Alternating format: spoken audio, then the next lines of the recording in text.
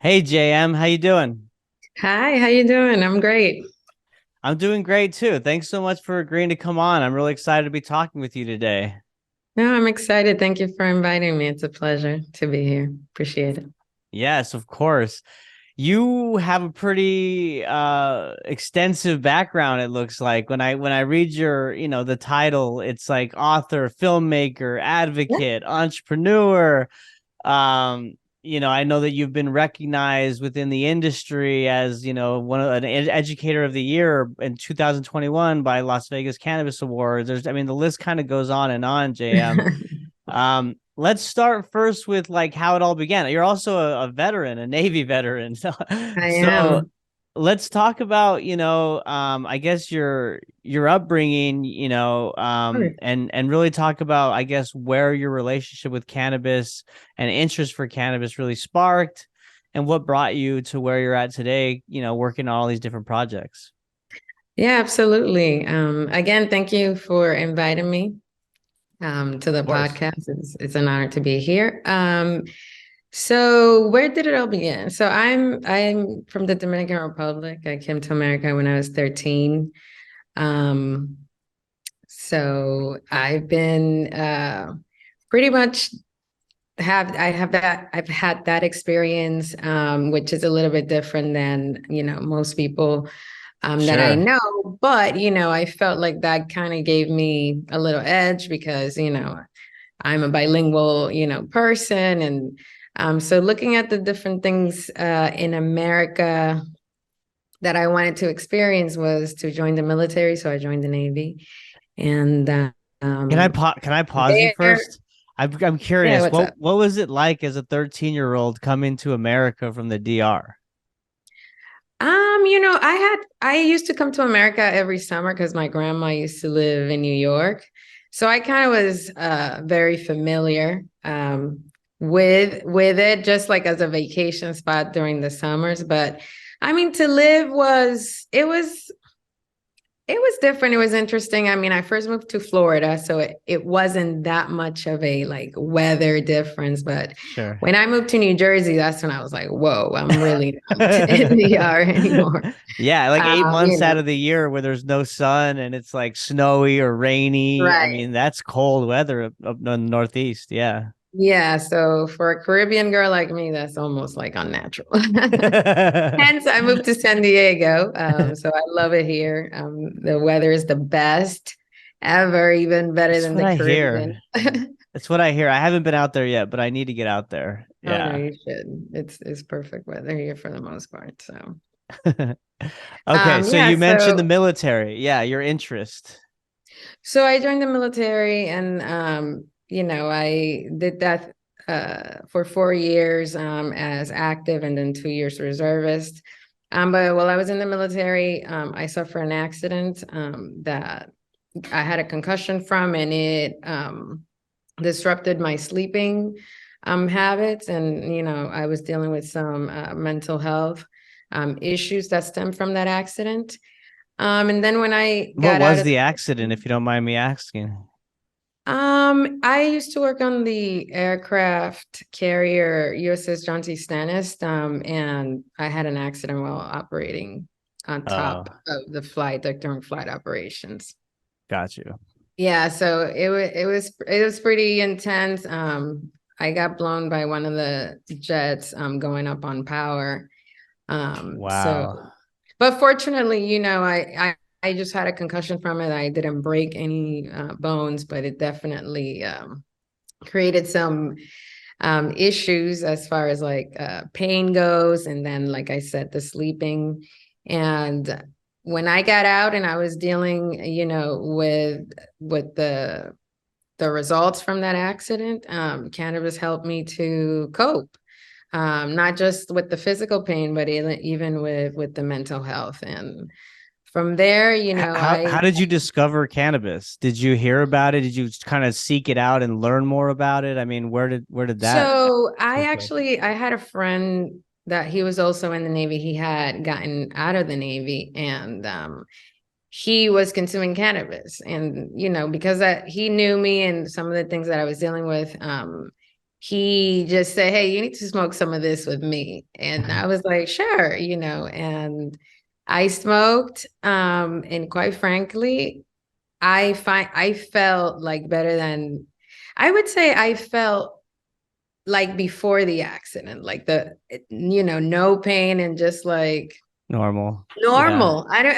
it's really hard to explain, but it was just like everything. It was one of those strains that makes you like giggle a lot. So I was like super happy and not tense like I had been for 3 years. Hmm. Um, and so I was like, oh my gosh, like, how did this make me feel like that? Because I was not a cannabis consumer then. That was in college I did consume, but it was very minimal, at a party, and mostly it was probably low quality stuff that I never felt any type of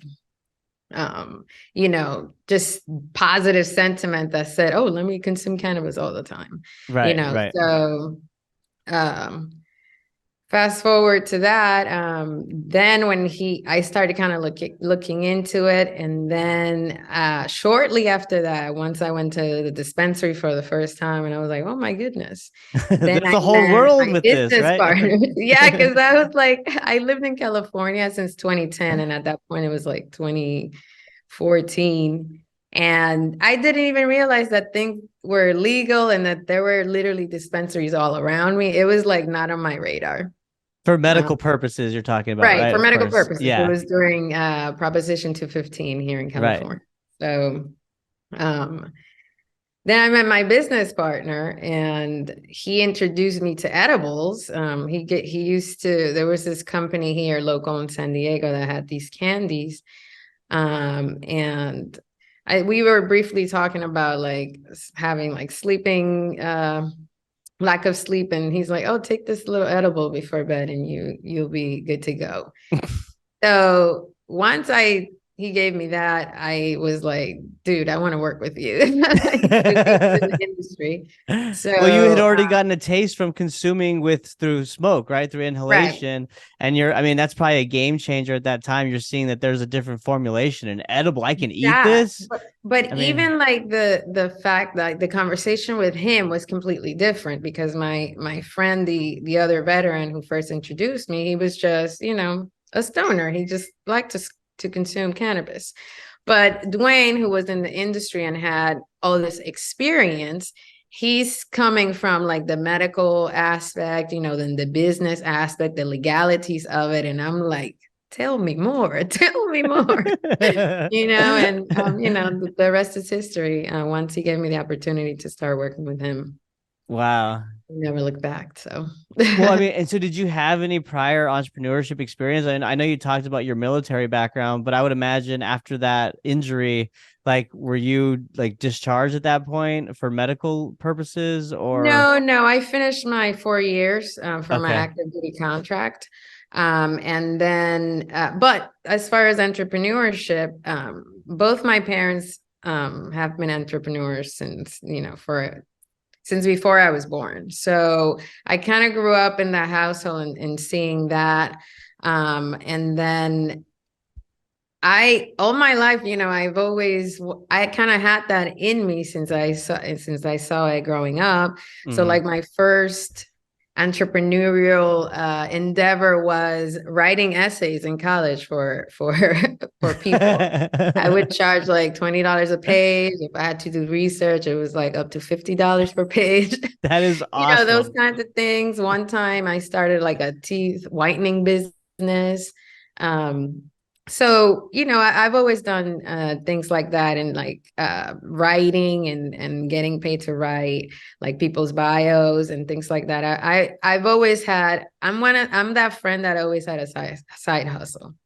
Well, Um, and that's what's so perfect about cannabis in your particular situation at that time, because right. not only did you, experience the efficacy firsthand, and you're a believer at that point, right? A regular Mhm. consumer, but now you're like, holy shit, there's this burgeoning industry. Right. And that's where you were saying like, tell me more, because Right. there's probably Absolutely. so much that you were taking in, and we're still learning, right? I mean, it's still No, and to be evolving and honest with you, changing. very lucky to start working with Dwayne, my business partner, because, he had this startup, and he was, very into, like I said, not just, growing weed, but just like the different aspects and the potential of the plant beyond consumption, beyond growing, and even beyond selling. Just like we were discussing, like consumer behavior strategies and things like that. It was just like next level, that I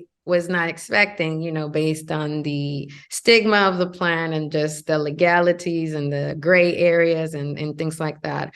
So I was super lucky to get to pretty much, like, it was like an outlier situation where I met him, at the point in his life where he was with the business. And, I was able to witness taking something from, well, he had been working for many years at that point. He was in the early stages of when legality started to happen. He came to California and started, but by the time that I came in, it's when, the licensing and all those things were starting to pop, and that's what he was pursuing. And he gave me the opportunity and I ran with it.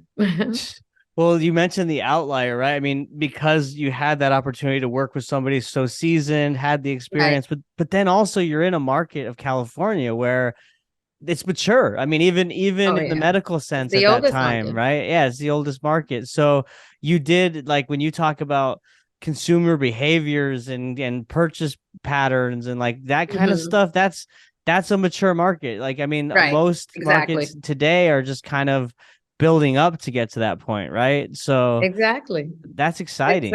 so that, like you said, just that particular aspect of the market, and then coupled with the mentorship and the startup situation that I was put in, it was definitely Totally. So when did you decide to write a book? I mean, I would imagine you had to have a lot of experience working with clients, right. consulting, even launching your own business. So, I mean, you want to talk through, I guess, that building and Yeah. growth journey, and then we can talk more about your book, The Successful Canna-preneur. Yeah, absolutely. So with my starting in cannabis was mostly helping with licensing acquisition. So by the time that I wrote the book, I had already applied to several licenses. Had my own events license in California as well. So at that point, I had so much information about different companies and how they operated, like their business models, because for my work, the work that I was doing, I'm looking at competitors, and I'm looking at, what licensing acquisition and what the stage is and what that looks like. And I'm like, oh my gosh, a lot of people need this information, because a lot of people want to be a part of the industry.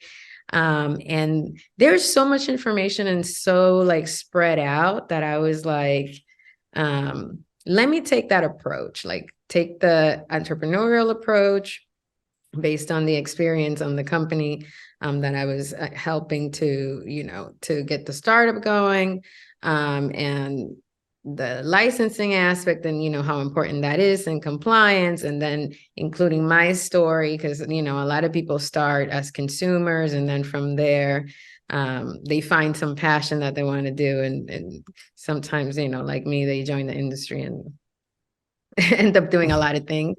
But then from there, I started working like on the marketing things.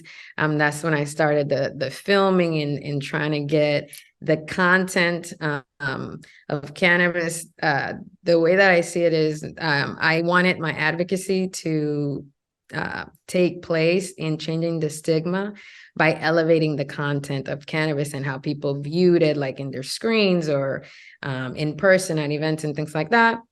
So That's I great. started doing that filmmaking and started an event in San Diego that was a like talk show format event where we had different segments, cooking with cannabis and artists and, showcasing pets and the consumption of cannabis, medical purposes for animals and things like that. Just different, showcasing veterans and cannabis.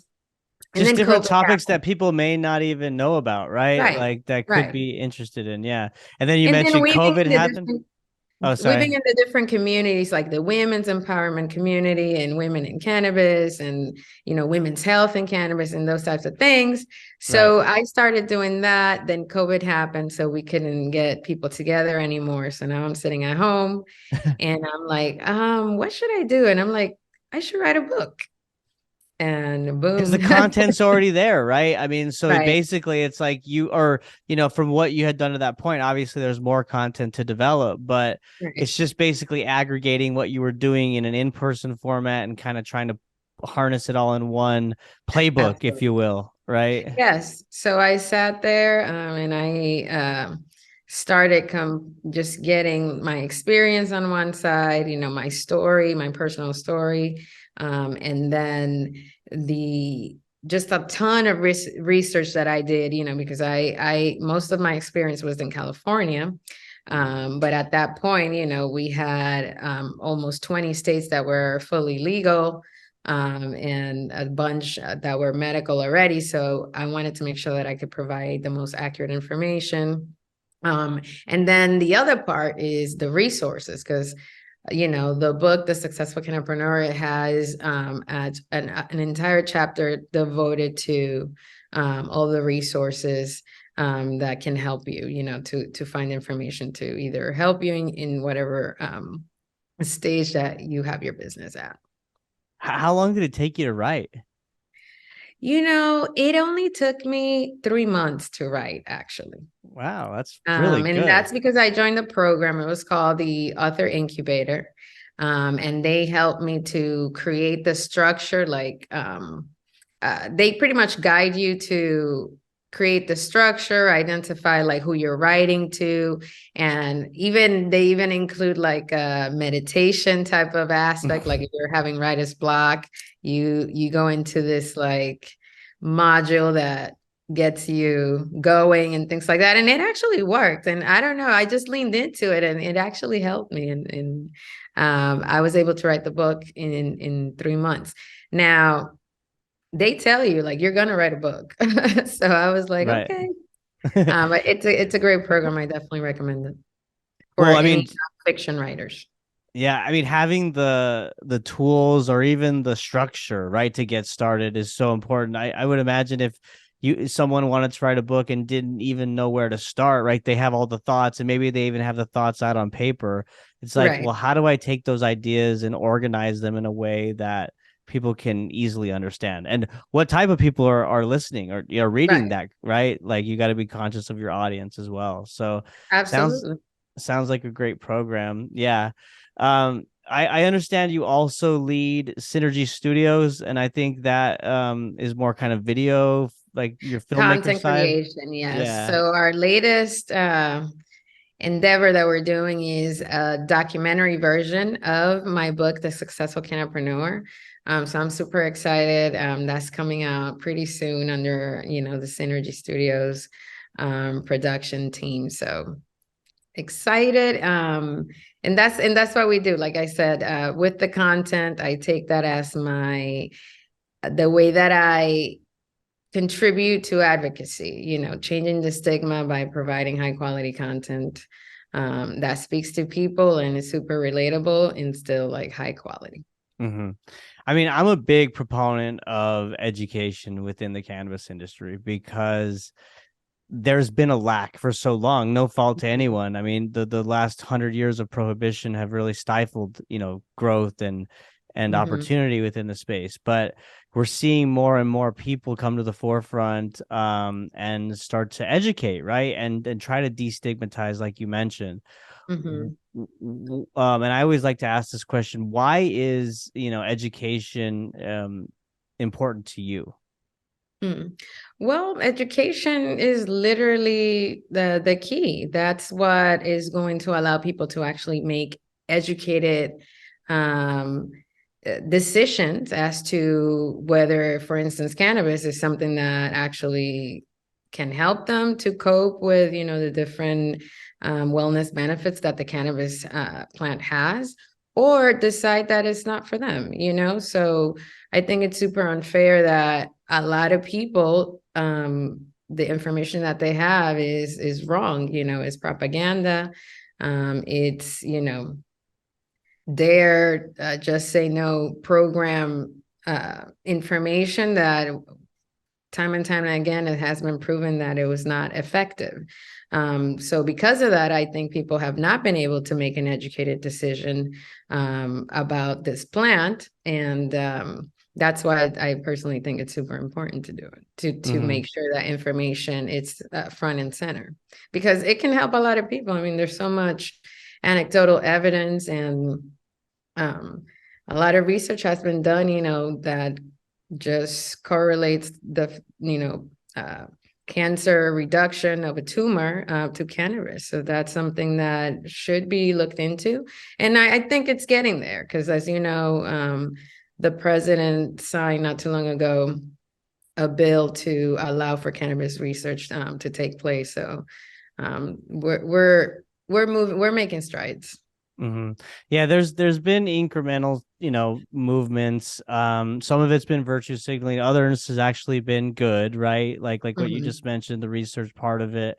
Um, at the policy making level, do you think it really is a lack of education with some of these folks, and they're just kind of fed what they've heard as propaganda for so long? Or do you Yes. think there might be nefarious actions at play where they're maybe trying to protect certain industry agendas or ideals? I think it's a little bit of both. I think there's a little bit of both. We can say that there are a lot of people in government that may have stakes in, let's say, tobacco, let's say, these other industries Big that will be pharma. affected Yeah. by cannabis actually being a federally legal product. I mean, you see what the demand is.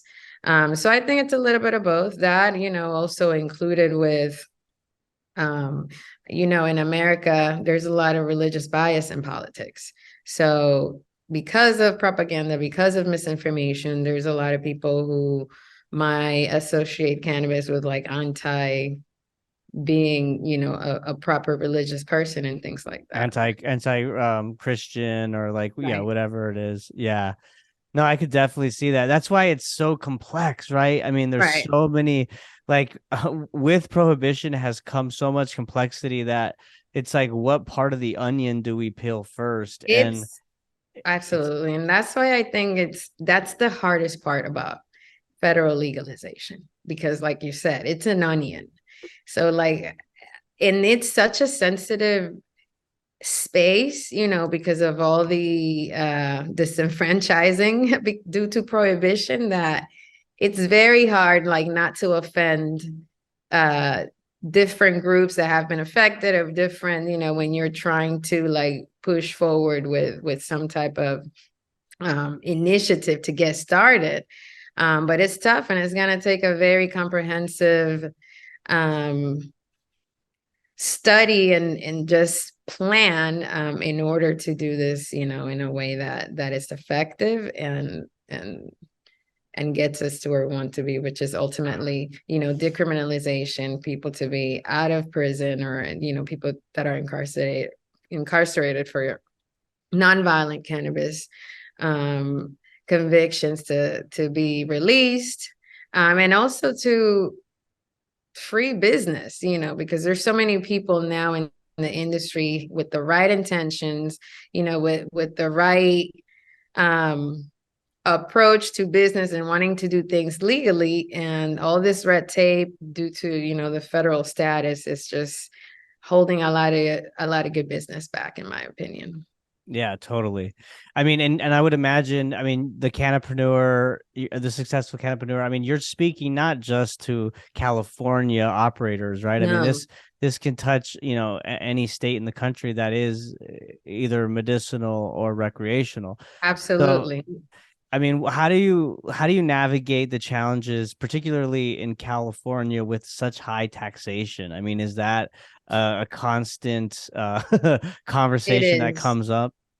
Absolutely. I mean, anyone that is operating right now, it's feeling the tension from, how the product is being taxed right now. I do think, that because it's been such a roadblock for businesses to be able to thrive. I think California, certain places are starting to set precedent, like, Northern California, where they actually are, are wanting to seize taxation. And I believe because every single one of the companies is reporting, you know, um, issues, being in the red because of the taxation. So I do think that is being it's slow. It's not happening, as fast as we would like to. But I think as we move forward, the cities are going to see the turnover in business and start making better regulation that is more business friendly.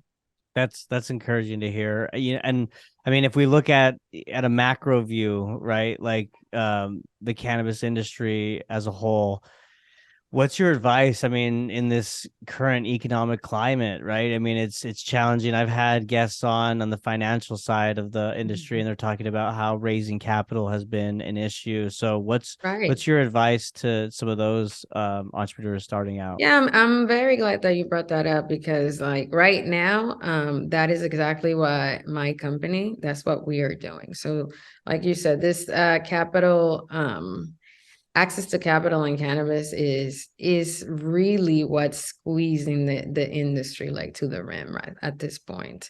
There's some companies that have apparently investors that are investing, hundreds of millions of dollars, but these MSOs who have these backing have not been able to even participate, and it's also because the the way that they're managing their uh, I want to say acquisitions and things of that nature to expand are not necessarily conducive to being able to thrive in the markets. For instance, as you know, we just had a few of them exit California not too long ago. So what we are trying to do is with our company is build an infrastructure that is going to allow us to take the matters of cannabis into our own hands when it comes to capital. So what we're doing is we just got qualified by the U.S. Securities and Exchange Commission to raise capital under Reg A. So we're starting to launch our campaign. It's called Weed for the People. Weed for the People allows accredited and non-accredited investors. So pretty much anyone who wants to participate in owning shares in our company can join through weedforthepeople.com. So please check that out. We have created a very cool campaign, where we're pretty much calling out the people in the industry, the people who do care about cannabis and have an interest in participating in the industry at the ownership level. Weed for the People is the investment for you. So check it out. You'll be investing in our company. It's called Prime Harvest. And Prime Harvest has a flagship retail store here in San Diego. It's called Jack's Cannabis.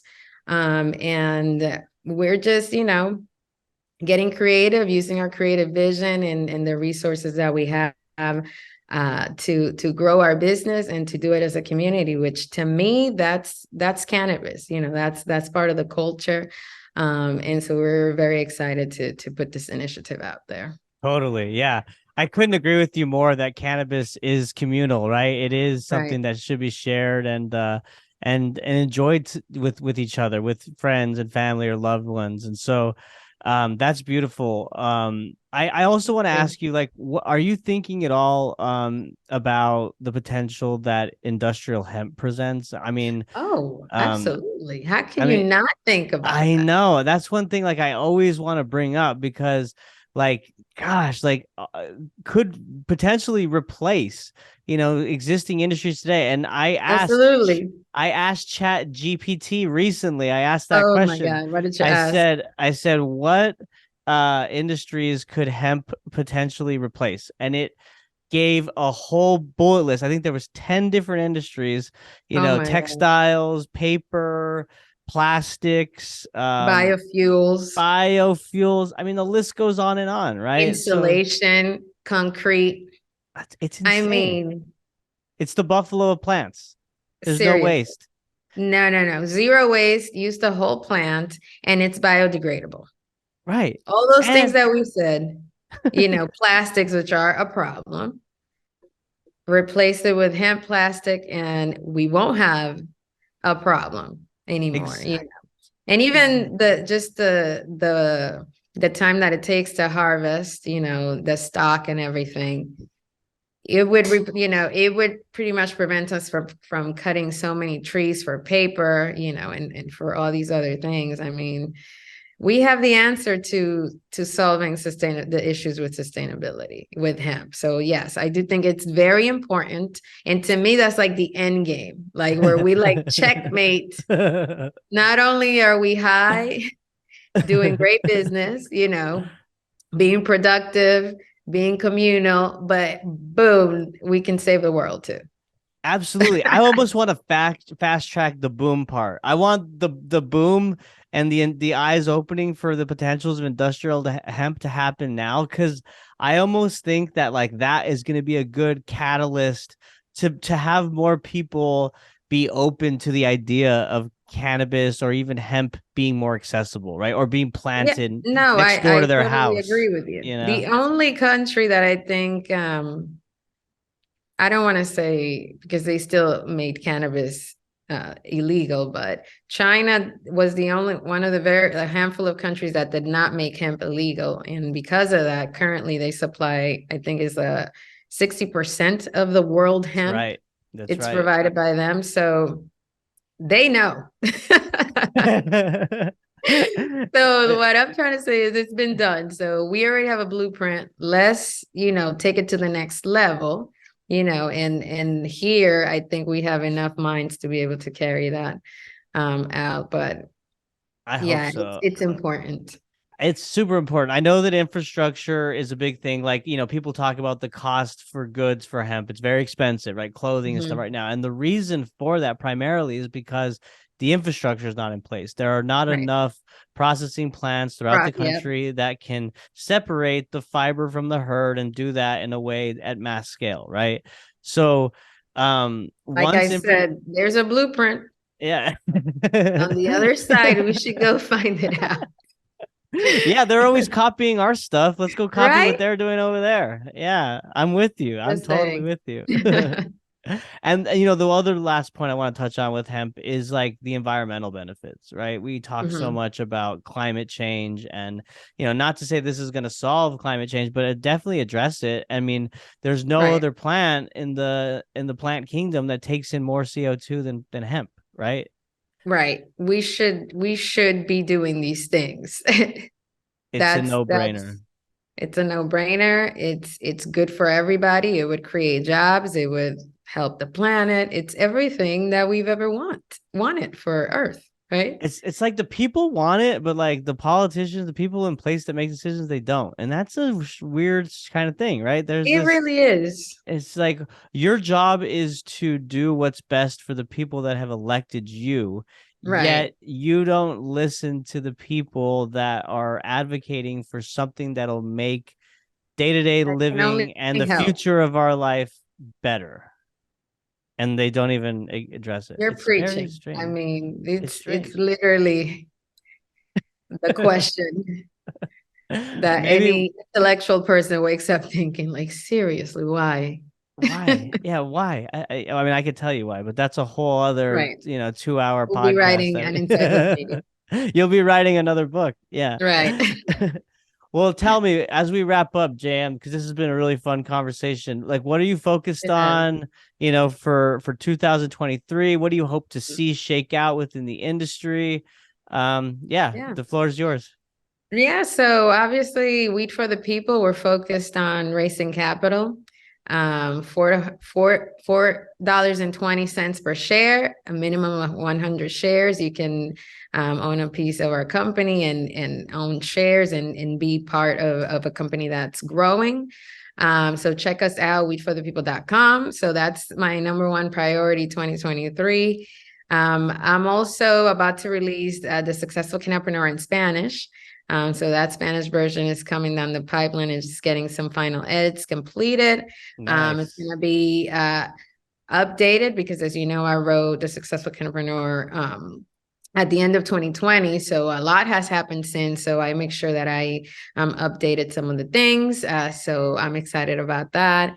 And the documentary coming, pretty soon over the summer. I should have some screening plans. So I'm super excited about that. So. Super exciting stuff. You got a lot of fresh content coming down the pipe. Yes, Can't wait to check it out. And when that documentary comes out, let's have you back on so we can kind of recap that it would be dope. and go through it. And I'm sure a lot will, evolve by then, transpire. So look forward to Yes, it. yes, absolutely. We'll definitely stay in touch. Awesome. JM Balbuena, it was great talking with you. Really appreciate your time. Thank you. I appreciate you. Thanks for the invite. This was awesome. Of course. Yes. And thank you all for listening. Bye.